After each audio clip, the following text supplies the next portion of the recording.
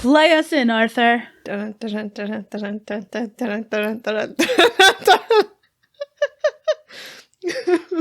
Coming to you from the brilliant minds of Hipster at Home, you're listening to We Should Start a Band, a podcast about the trials and tribulations of being suitably hipster.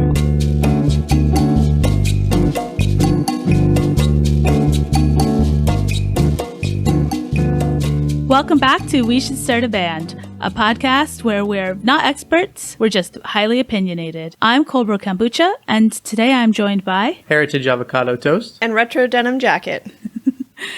Today we're going to be dipping into foods you serve at game night. But before we open up a tasty bag of crisps, do we have any follow-ups? In fact, we do. Based on our last episode about cereals, my mother has come forth with a confession. Uh-oh. Yeah. In fact, to limit the amount of fighting between me and my sisters about toys and boxes, she would just remove them secretly.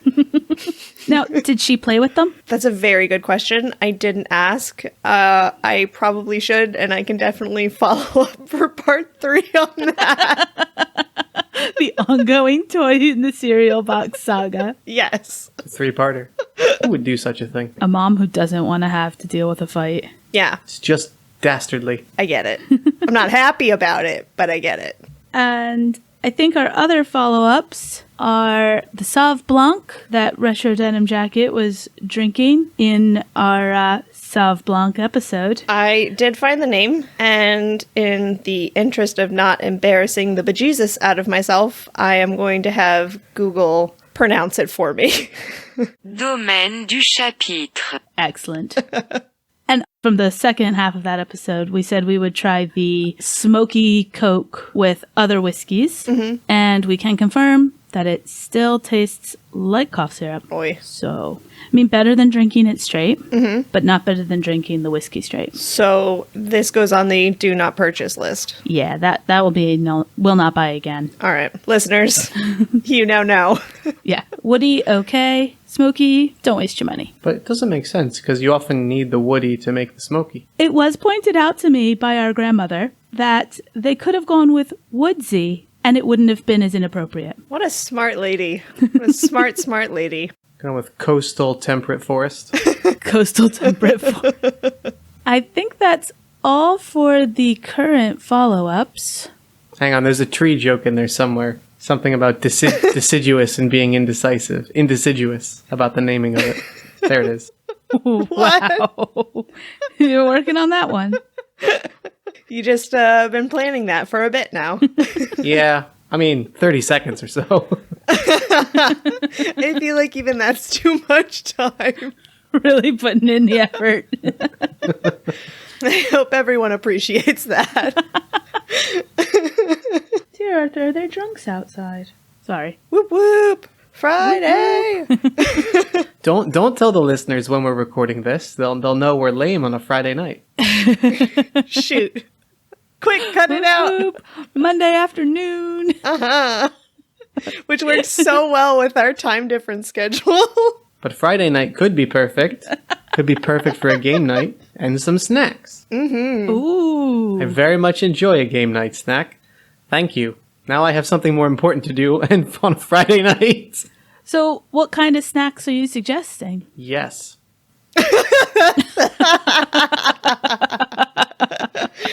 I personally am a fan of salty, crunchy things. Fair. Mm-hmm. I think that's a general crowd pleaser. Yeah. As someone who housed a quarter of a bag of Doritos last night, I concur. Salty is delicious. Which type? The cheesy kind, of course. Oh, of course. Cooler Ranch is just, it's a sad second place for me. For our British listeners, that would be Cool Original. Yep. Still in the blue bag, though. It's not the original. Well, that's the thing. We looked it up, and I don't think it was the original. Research department, you want to confirm that? Do I ever? One moment. Today, Heritage Avocado Toast was trying to convince me that I have tried the spicy buffalo flavor, but I'm pretty sure he's full of it. I don't remember this. Wait, there's a spicy buffalo flavor? I don't know if I've ever seen that before. I think it's new. All right, then. They're really coming out with stuff all the time. Do you remember back in the day where they made the puffed ones? Yeah, Doritos 3D. Yeah. Yeah. Oh man, that Super Bowl ad Listeners of a certain age will know. Yeah. You know their Pringles knockoff. They've got the Doritos uniform in a triangular can. Oh my god. Is that Doritos or is that like Lay's? I can't remember. The stacks? No, it's Doritos. I think there's a Doritos one because we tried the cheese. Yeah. And it does not taste right. Oh no. All right. Don't waste your time. All right. Research department has got the answer. All right, hit us. They launched in the United States 1966 with one and only one flavor, toasted corn. So let's go with original flavor, or salted. Okay. So which came out first, the ranch or the cheese? Nacho cheese appears to be the second. Ah. Haha. There was also a sour cream and onion flavor shortly thereafter, and sesame seed flavored. Okay. Sesame seed. Cool Ranch Doritos did not debut until 1986. Haha. Maybe they call it Cool Original over here because they don't know what ranch is. Oh, Wikipedia claims that in the UK they're called Cool American. I've never seen that. No, No. Okay, Wikipedia. You're off the research department. Approved. it's my main source. Approved source list. Excuse me, it's the only Yeah. approved source we have. Do you know how hard it was and how much layers of tape I had to go through corporate just to get Wikipedia? So a single Google search and hitting enter once on your keyboard. Dude, they monitor everything here. Layers of corporate.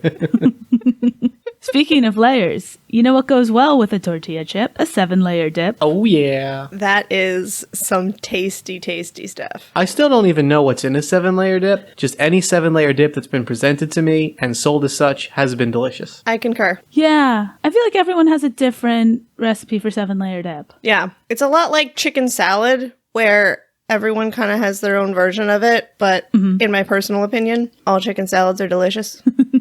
Would you say that all 7-layer dips are delicious? Yes, I concur. Yes.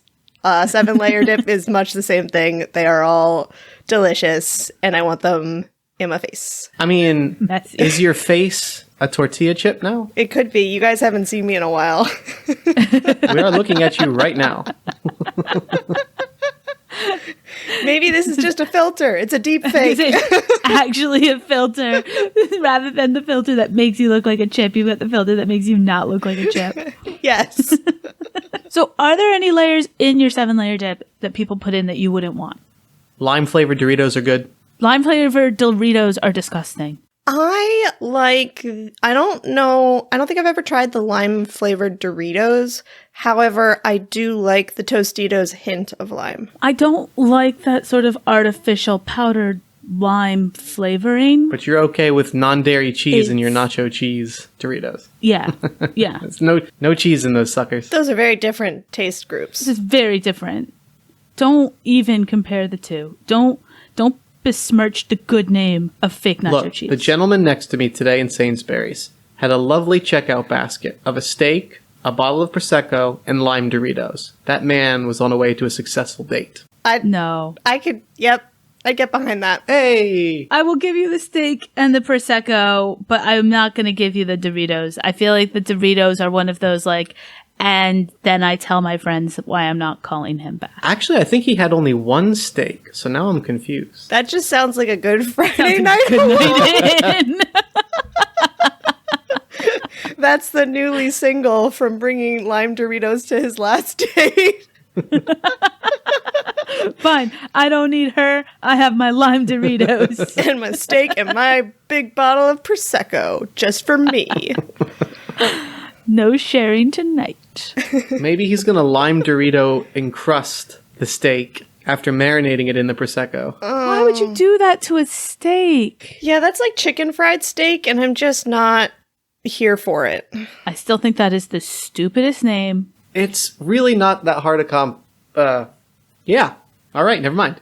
And now for another installment of what can only be described as the heritage avocado toast comes from Hickbell. Explain chicken fried steak. Well, you take a piece of beef that's not very high quality, you pound it out with a hammer or a tractor wheel. Am I going to have to mark this as explicit? Yeah, maybe. And then you basically fry it, shallow pan fry it. You can deep fry it too, but shallow pan will do the job. In a mixture that you would typically use for chicken, for fried chicken. That's it. It's using that breading and those seasonings on a piece of flat meat. The thing is about that, the name is rather confusing. It's one of those names that if you have to explain what it is, it's named incorrectly. Yeah. Like, when I first heard the name, I was confused about whether or not it was a chicken fried like a steak or a steak fried like a chicken. Look, if you're not in the know, you're not worthy. Wow. This is, I have to say, if you're not in the know, you don't need to know type of a category. It also goes by country fried steak. That makes a little bit more sense. Are you making just banjo noises? Yeah, she's doing Deliverance. Which harkens back to one of our favorite board games, Redneck Life. Oh, yeah. Yeah, I suppose you could serve some chicken fried steak with that if you wanted. You're going for a theme. Well, and for me, one of the important parts about game night snackage is that it's closer to finger food. Yes. So I'm not really sure how you cut up a chicken fried steak in order to make it a finger food. Oh, no, I don't think chicken fried steak is good for game night. Could you chicken fry meatballs? I think you can chicken fry anything. It's just usually done with a steak. Air quotes, steak. Well, we were on 7-layer dip. Yeah. I have to say with 7-layer dip, I don't think there's any need necessarily to waste some of the layers on shredded lettuce. I disagree. Yeah. You need some freshness and some crunch. Yeah, that's it for me. It's a texture change. I like the tomatoes. I like tomatoes and I like black olives. When was the last time you had crunchy tomatoes? For the freshness. But the problem with the lettuce is it just falls off. And it usually takes a glob of sour cream or something with it towards the couch. If you're dipping right, that sour cream should sort of seal in the lettuce a little bit. I feel like we need some sort of visual on how one dips right. I think that may need to be a merch item of a how You're to dipping right. How to dip it right. Like cartoon panels for steps, like a wiki how. Well, I mean, you can always, cheap out and get the scoop related chips, but I don't think that's real. You're not really having a dip with chips if you're cheating by using the scoops. I like the scoops. I like the scoops a lot. I also like ridges. Mm-hmm. But if you're going to have ridges, you're probably not doing it with a 7-layer dip. You're going to do that with like a clam dip or an onion dip. Yeah, I think so. I feel like the ridges were the original version of the kettle cooked because they tend to have more structural integrity, like a kettle cooked chip does. And I feel like kettle cooked back in the day when we were younger was not as popular. So if you were looking for something a little more sturdy, you were going with ridges. Yeah, that's true. I hate when especially because like a clam dip, that tends to be a thicker dip. Mm-hmm. And I hate when your like crisp or chip breaks off in the dip. Yes. And then you have to get another one to like do a rescue mission. Yep. And inevitably that breaks off. And then you've got to get another one in there. And it's like one of those like horror spelunking things where they keep sending people down and they keep not coming back. Yep. Yeah. And then you're like, just go. Take 2 people together. It'll be more successful. Like a haunted house where that one girl walks off on her own. And you're just like, take someone with you for goodness sake. Yeah. Well, unsolicited research incoming. Dun, dun, dun, dun, dun, dun. Oh, I'm glad to see that we're splurging for theme music now. Oh yeah. I got paid an extra instant coffee from the mess tent. We're intense. Wow. Of course we're intense. Yeah, we are. So apparently, the Kettle Chips potato, the main Kettle brand in the States anyways, was created by Cameron Healy in Oregon. Mm-hmm. It was inspired by crisps fried in a bucket and eaten while on holiday in Hawaii. So I would say the Hawaiians might have invented this, not Mr. Healy. Yeah. Yeah. I believe that would be appropriation. Yeah. Not that, because, that never happens. So I saw this other group of people doing this great thing. I brought it home and said I invented it. Jeez Louise. It's like that guy who was going on YouTube about nobody was really doing Nashville hot fried chicken, it's like, except for everyone in Nashville. Sorry, bleep that. Yeah, I love when they put names to things of where it's originally from, and they're like, this is mine. Yeah, nobody's ever done this before. Mm-hmm. But I do like kettle chips. Sometimes they're a bit too greasy for me. You're too greasy. Wow, all right. I feel like you know what you're getting into, though. You don't go into a bag of kettle-cooked chips thinking that you're going to come away with clean fingers. Quite frankly, if you go into any bag of chips, you're not coming away with clean fingers. Top tip for game night listeners, make sure to have little cocktail napkins or something, unless you like greasy games. That is very accurate. Napkins are essential. I mean, greasy hands, that's always a risk. Laminate everything. That's always an Axis and Allies, but that doesn't land very well. What? Because I said it was a risk. Oh! Wow, that went over both our heads. Yeah. Dang, the research department's on a different level. Yeah, literally, I'm upstairs today. Brought to you by a multi-level flat. Brought to you by We Can't Stop Being Loud When We're in the Same Room. We've actually split up the hipster cats as well. We have, yes. I feel like they're probably more dangerous together, so that's probably safer. And right on cue, here he comes. Yep. You said cat? Yeah, the one I had sat up the minute you said that as well. Someone said cat treats, I believe. Any meowing you hear for the rest of the episode is because someone said the TREATS word. Actually, that's not the word we use here, so they don't know that. That's good. Yeah. I'm not going to ask what word to use in order to keep the peace. It's, Oh.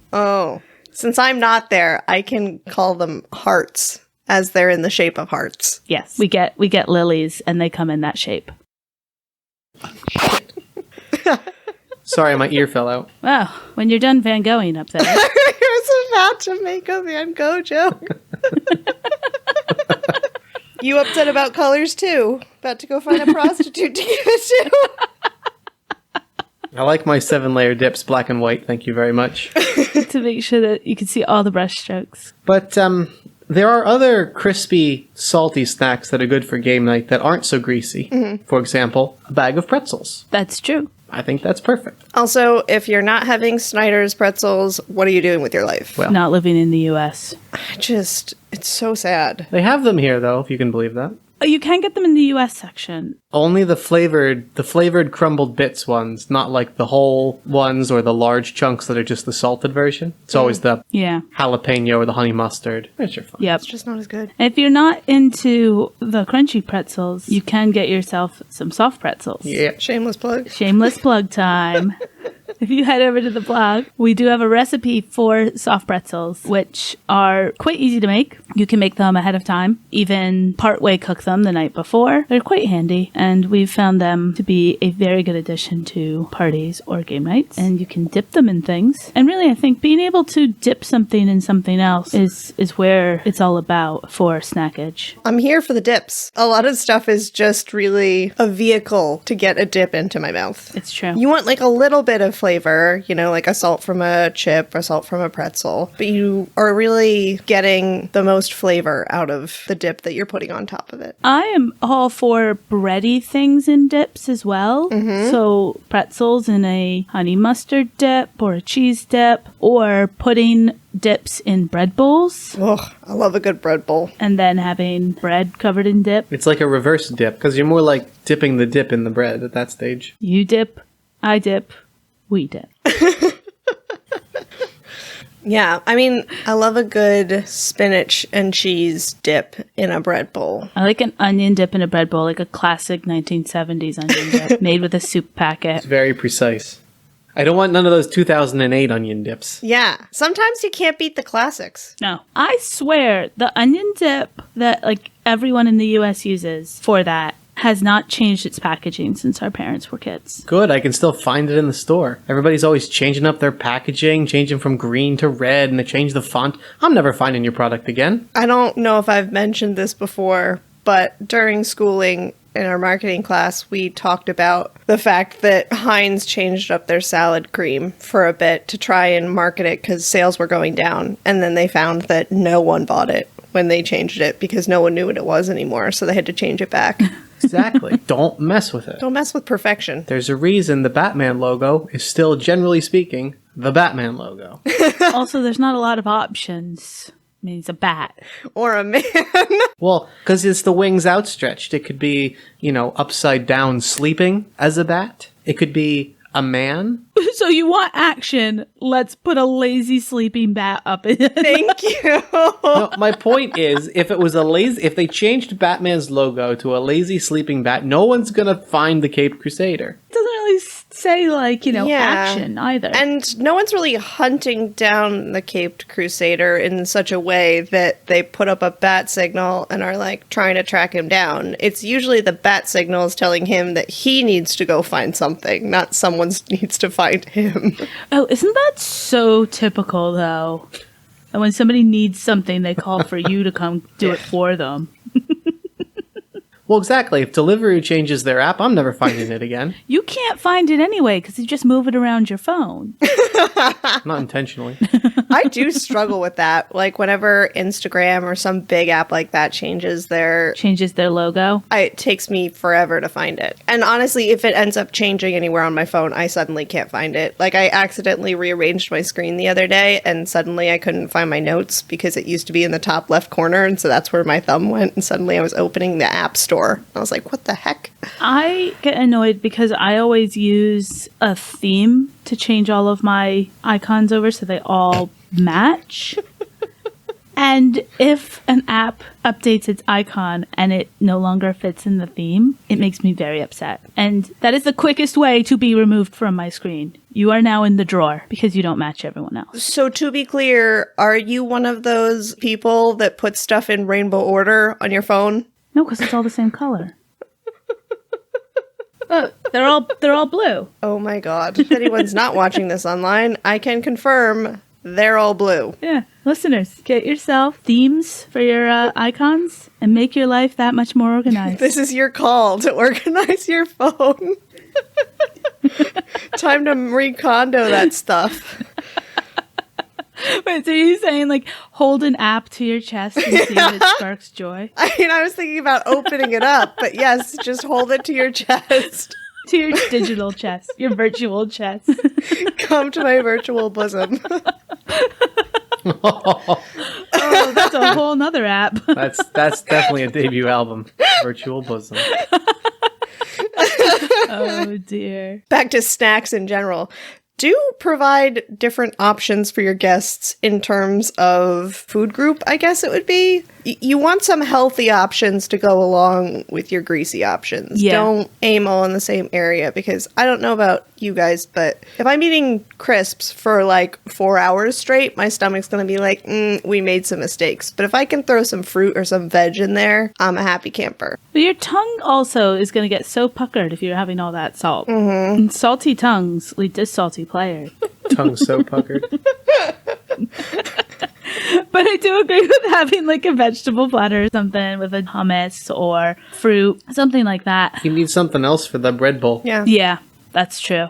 Most things that you could dip crisps in, you can dip vegetable sticks in. Mm-hmm. Carrot sticks, celery. Oh, I love a good strawberry in my onion dip. That doesn't sound terrible. No, I was just thinking that's not necessarily for awful. Good pork cutlet, you can put onions and apples together, so I feel like a strawberry is really not that far off. I think an apple in some of those dips would be really good. And you can do sweet dips too, like caramel dips. Ugh. Or what's that whipped dip? Do you know the one I mean? It's like a sweet, white, slightly tangy. It's not It's going to drive me nuts. cool. Yeah, I'm it's trying to not figure it Cool out and I'll Whip. come back. Ambrosia? No. That's a whole salad, though, isn't it? Yeah, it's a whole salad. That's food of the gods. I am not keen on it. I'm not all about mushroom or marshmallows. Mushrooms. Yes, you are. I am all about mushrooms. But I'm not all about marshmallows in whatever that is. I like marshmallows, but not.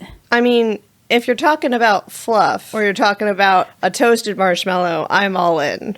But I don't think it needs to be with mayo. No. I also feel like most formats I like marshmallows in, the marshmallow's slightly melted. So like in a hot chocolate, toasted over a fire, Rice Krispie treats. fluff, things like that. So the top search results for the autofill Google ambrosia recipe, the top 3 include ambrosia recipe New Zealand and ambrosia recipe Sims 4.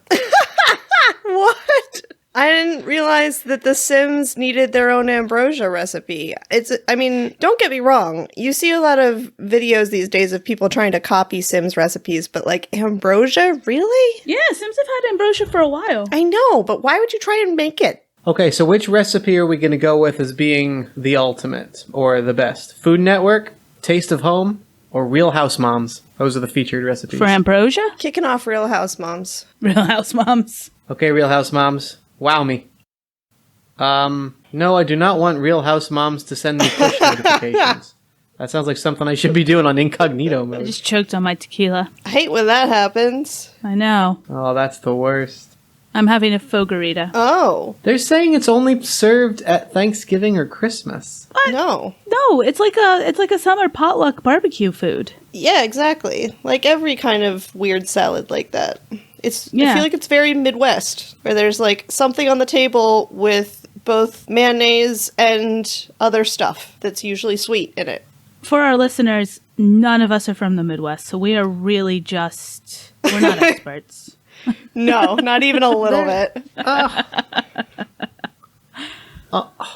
Other than the whipped cream that they've covered already in the article, it's made with marshmallows and a number of fruits, and for their featured version, they stick with the classics: pineapple, maraschino cherries, coconut, and mandarin orange. I've never had an ambrosia with any of those Yeah. apart from the orange. No, I'd say it's usually just the orange. real moms are lying. We have... Okay, hang on. Let me see if I can find out where she/they are based out of. We might be having a Get out of geographical here, Real difference House here. Moms. While The research department tries to clear that up. it's confirming its sources, we do have another shameless plug in the dip department, We do. and that is avocado You're a dip. guacamole. I don't know why I said avocado start first there. That might be good. Anyway. I love As the opposed I to- might be kind of. As opposed to and then rice cut off. guacamole. Yeah, guacamole. We have one with tequila soaked apples, which is guaranteed to make any game night extra special. We don't actually back that guarantee up. It's kick your guacamole up, make it a little more pretentious. Per shameless plug, one of our past episodes. Please check that out as well. It's a fun way of working tequila in without somebody having to yell, shots, shots, shots, Shots.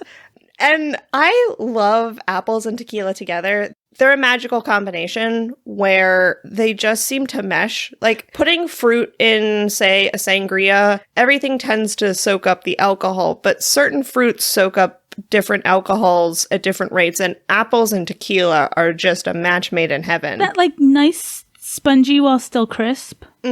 Yep. Also, listeners, if you know why apples soak up tequila so well, we'd love to know.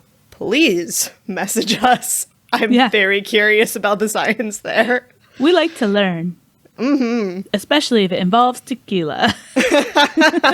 Yes. So true.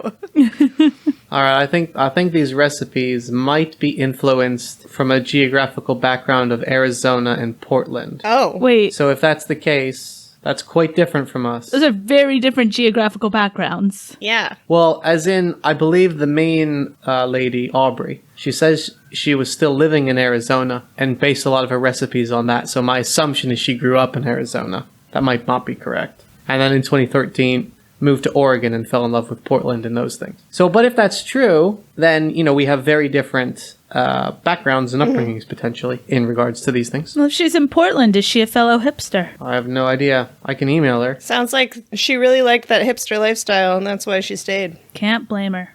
10 out of 10 can recommend. So there are a couple of, I don't know why we're featuring, this isn't a review of realhousemoms.com. No. But they have popular recipes and like sections. So it's got like healthy snacks, crockpot recipes, casserole recipes, so this makes sense, all nice categories. Then bacon jalapeno recipes. There are so many, they have their own category. Well, Interesting. if she is from the Southwest, that makes sense. Yeah. I mean, I don't like jalapenos, the flavor, personally, but the pictures she's got up look pretty good. I think in the right lighting, with any kind of veg, or just cooking in general, you can make it look sexy. I've been there when you're taking photos for the blog and you're telling the food to be a tiger and roar for you. You know what? We all have our inspiration, and if it wants to get a little pizzazzy on me, like, don't hate. And say you have a steamy dish. Who's to say it doesn't want to roar like a tiger? That's true. We shouldn't be restricting the expressions of our food. Unless it comes to sprigs in my cocktails, shameless plug for our home bar essentials episode, I rarely tell food that it needs to be sexy, but those sprigs in my mint julep, They need to be sexy. you better know they are sexy sprigs. Yes. I do like to sexy up food, I have to admit. So another food that I think you can serve for game night because it's an easy finger food is meatballs, Yes. which, shameless plug, we have a recipe for on the blog. Plug. I was wondering, like, we need a little counter somewhere that just says fifth shameless plug in less than 30 seconds. Yeah, just a little sound effect that just goes ding every time. Ding! I have, like, for New Year's, sexied those up with a bit of spray gold. Only you can say, hey, I needed to make it pretentious and pretty. It was New Year's. I sprayed gold on it. It was New Year's. It needed to happen. We've also used them for Halloween, where we do them in a red currant-based sauce and call them rat brains. Yes. It should be noted that cold brew kombucha and heritage avocado toast throw a bang-in Halloween bash every year. We will definitely be doing a Halloween episode because I don't think any of us can not talk about Halloween.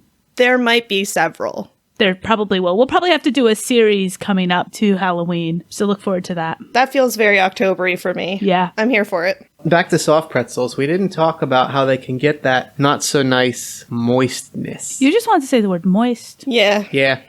But we haven't talked about soft pretzels and the fact that, especially if you buy them somewhere and don't eat them right away, by the time you get them home, they've got some condensation on there and they get a little wet. Yeah, you do have to be very careful about how you store them, especially if they're still warm and then they're put into like a sealed something. Vent those pretzels. You heard it here first.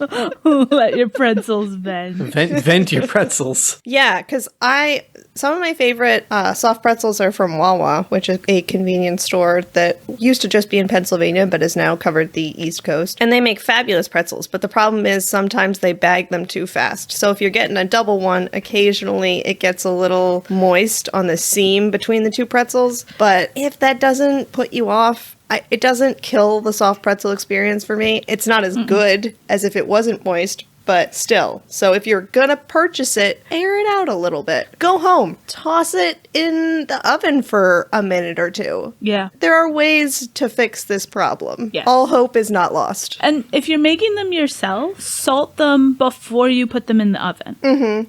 Because I think what a lot of people do, like the sort of quick made, cheaper soft pretzels, is they spritz them with water to toss salt on. Yeah. And then that ruins like the nice crust that you've worked so hard to get. So, to try to ascertain the best time to salt your soft pretzels, I've ended up in Amazon.com. No. Just, no. No. You know better than this No. research department. Just go to hipsterathome.co.uk and look up our easy soft pretzels. Okay. And They're you not- don't need to trouble yourself with a massive conglomerate that's destroying the high street. Okay. And buying super yachts. So, the Hipster at Home source says they're easy and delicious. I think this one might be biased. Is it because Heritage Avocado Toast and myself are from Pennsylvania? Because that might be a little biased. However, I will stand by that and fight people on it. It could be that They're also delicious. They are delicious. I will happily eat a soft pretzel at any time of day. Yeah. I also really like the soft pretzel bites where they're intentionally cut off and you don't. And that's, I think, sometimes better for a game night because it's more of the finger food. Yeah. But you can give everyone a soft pretzel, but, then you all need a plate and, well, you should have a plate, you heathens. Well, and if you are making them yourself, you can obviously adjust the size and shape that you make them. Yeah. And just, adjust the cooking time. Pay attention so that you don't overcook them. The delightful thing about pretzels is that it is kind of a DIY thing. There is a lot of stuff when baking that you really can't mess with, but I find that pretzels are pretty easy that way and that it's pretty easy to manipulate what size, what shape. I know you guys do the witch's fingers for the Halloween party, and so if you can do something that goes from a pretzel shape to something that looks like someone's finger is torn off, I feel like that is the sign that it's a pretty easy medium to manipulate. You can't do that with Skittles. No, I've tried. Jokes. No, I haven't. But speaking of Skittles, I think it's also good to have some sweet things available and some desserts. Yes, but I'm already at the party. Oh, man. I would say that we all would agree that cupcakes are probably one of the best ways of inserting a sweet into an easy-to-eat game night situation. Absolutely. While I will say that I enjoy a regular cake more than a cupcake, cupcakes are one of those things that it's super easy to spread without everyone touching everything, and people tend to, cupcakes will be reached for much more readily than someone cutting into a cake. Yeah. I feel like people are quite hesitant to cut a piece of cake. So you kind of have to force them. Yeah, what is with that? What is with that? Like, you've made all these things and or purchased these things, combination. They're all out. They're ready to go. Clearly, you haven't broken into them because you're waiting for the party or the game night to start. Now that you're here, let's dig in. Start. Yeah. Don't be so bashful. I think because everyone's always hesitant to even cut a cake. There's always that, no one wants to be the one who has to do it. Yeah. But everyone has Well. an opinion on what size the slices should be. Well, and I feel like, as someone who doesn't love huge slices, it's easy enough to do multiple sizes, and no one should be ashamed to go back for another slice. If you have a host who's cutting them very thin and you feel like you need an extra slice, do not be embarrassed. Go for it. Can I just say we've had two potential raunchy albums in the past 5 minutes. One was spread without touching, I think is what was said. And one, I don't even remember what you just said that made me, a number of slices or something. But Oh, no. It ended with go for it, so I feel like usually that ends with one of my slips of the tongue that said something rather dirty, so. That's most things that we say. It's so true, though. I do prefer regular cake better, though. I think it's easier or more likely to get a dry cupcake than an entire dry cake. Well, and you're sealing the cake, which makes a big difference. Because for cupcakes, you're only putting icing on the top, so making sure that covers the whole cake and keeps it moist. It's not as easy as if you're crumb coating or whatever. You're sealing the whole cake in. Yeah. That's a really good point. Why don't we do that with cupcakes? So it would take forever. But it would make me stop having to cut them in half. One of the things I don't like about cupcakes is I don't like the distribution of frosting to cake. Yes. Whereas with a full cake, you have the frosting evenly distributed. Which is why I cut the cake part of a cupcake in half and place it on top. Yes, listeners, we will be posting a visual representation of how Retro Denim Jacket eats her cupcakes. This may cause me to have to make cupcakes this weekend. Oh no, I have video, but you can make cupcakes this weekend. I mean, I'm not stopping you.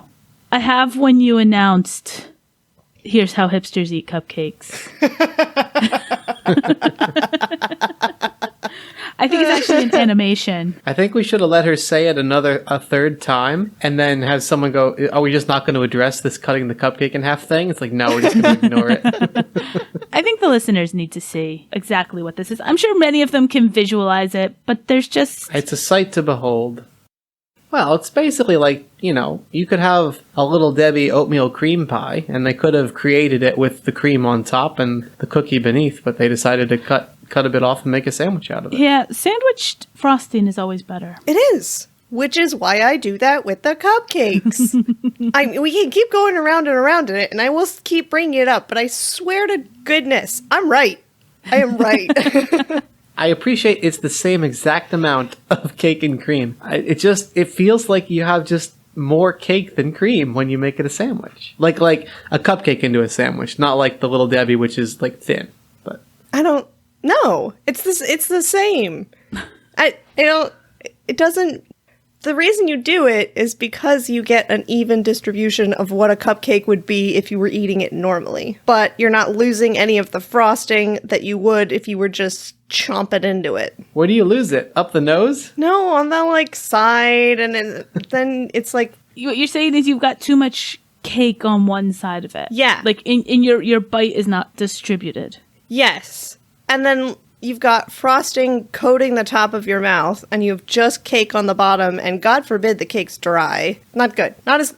Okay, it's not good. It's not as great as it could be.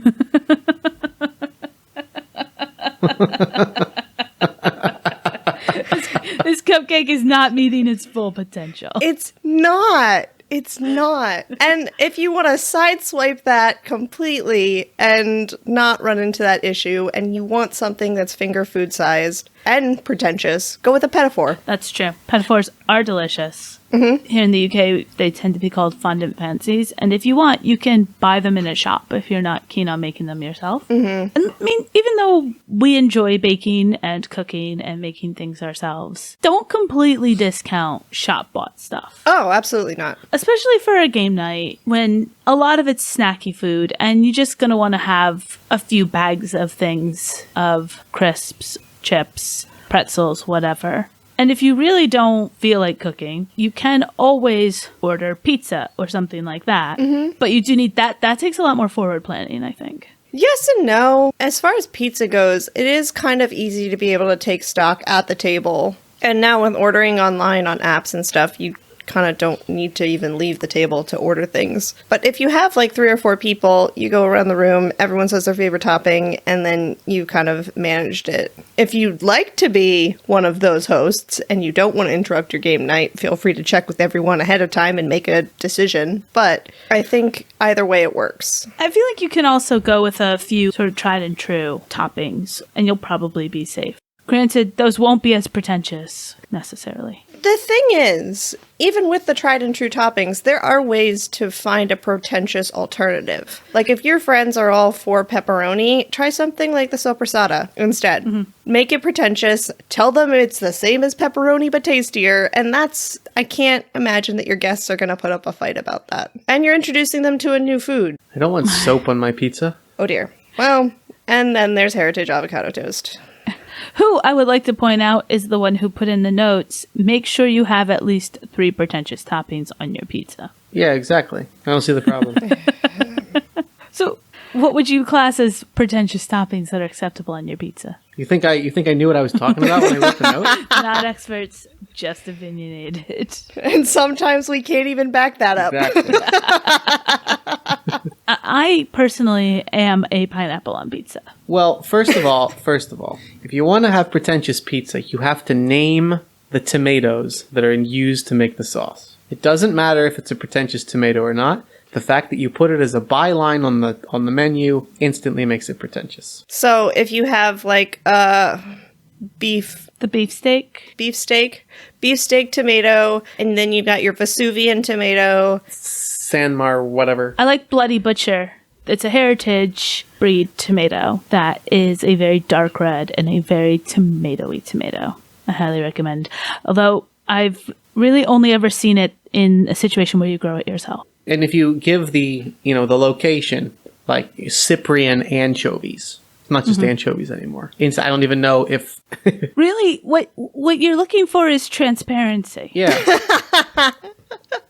I get it, but also, just why? And yet, I think almost every pizza place around us fits all of these requirements. Well, you don't want your pizza to say Ralph's Country Tomato Sauce? Ralph's Chicken Fried Tomato Sauce. Chicken Fried Tomatoes. That could be our debut album, Chicken Fried Tomato Sauce. Yeah. But you don't necessarily have to, the ingredients themselves don't have to be pretentious. It's really how they make you feel. Is it emotionally pretentious? If you hold the ingredient to your chest, does it spark joy? I'm gonna spit out my water. I hate you.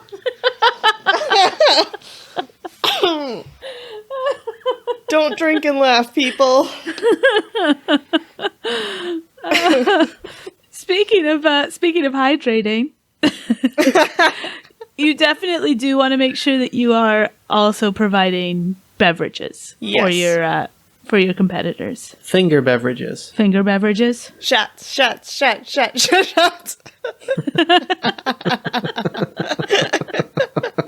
I was thinking more of you serve everything in ice cube form. But if it's alcoholic, it may not freeze. It's true. It'll just be slushy. Which, don't get me wrong, I love a good frosé. Like, call me a basic, what we say in every single episode, but I adore frosé. It is tasty as heck. That is quite basic. Hey, we all have our moments. I don't wear Uggs, so... It's the summer pumpkin spice latte. It is.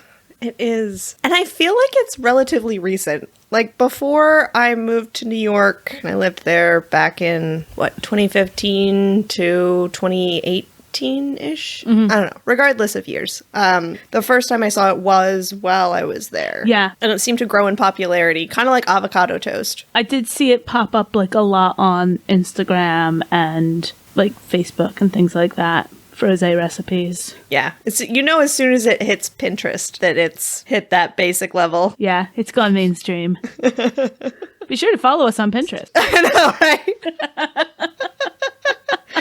That's why we don't have our Pinterest game together yet, because it's too mainstream. If you're not just going for alcohol, one thing I do recommend, especially if you have a lot of games that have talking or, or hug calls or whatever from Redneck Life, you are definitely going to want to provide water alongside your, basic wines, beers, pitchers of cocktails, whatever it is. I definitely would recommend infusing some water and having that available for your guests. So infuse it with fruit or vegetables, herbs. We really like to do like a cucumber and mint. Delicious. Basil is really good in water. Watermelon. Rosemary. Infused water is a very, very simple way to create another pretentious thing for your guests. And it's good because when you are having all the snack food and you're talking and laughing, your guests are going to get thirsty. And as we have pointed out before, beer is not a hydrator. No. Or wine. They will not keep you hydrated. They will, in fact, do the opposite. Drink water while you drink, people. Always drink water. This is your daily reminder to drink more water. Get up, pause the podcast, get some water. Right now. Do it. If you're in a car, pull over. Get some water. Safely. Find somewhere safe. Yeah, don't pull off in the middle of nowhere. I mean, society cares so much about our hydration. They're kind enough to put watering holes every few miles or kilometers. I thought that was more for bathroom reasons, but yeah, watering holes as well, right? Apparently, I read that highway rest stops are going the way of the dodo. They're closing down a lot of them. I don't understand that. That sounds dangerous. I can only say that closing down rest areas has got to be a decision made by a man. Yes. Because growing up with brothers, they're eager to pee anywhere. Like, it is just a boy thing. It is not the same for women. You need a rest area. Yes. I'm not gonna start carrying a trowel around with me or one of those, like... Shiwis? Shiwis. I'm not carrying around a shiwi in order to pause during a trip to go to the bathroom. That's just ridiculous. It's also not really environmentally friendly because most people are not making sure that they're peeing in the correct place for runoff and all of that. Yeah. I feel like this is definitely taking a turn. Yeah. All right, let's course correct back to the game Reel table. it back in. So basically, make sure you're watering your friends. That's where we left off. Please use the correct pitcher. Speaking of pitchers, I do recommend making pitcher cocktails if you are so inclined. Yeah. Because if you are with a group that tends towards the sort of cocktails or mixed drinks, you're not going to want to keep getting up to make a new one during the game because it takes time. Whereas if you have a batch made, so much easier to refill your cup. Also, feel free to check in with your friends ahead of time to make sure that they can have whatever alcohol you're planning to use.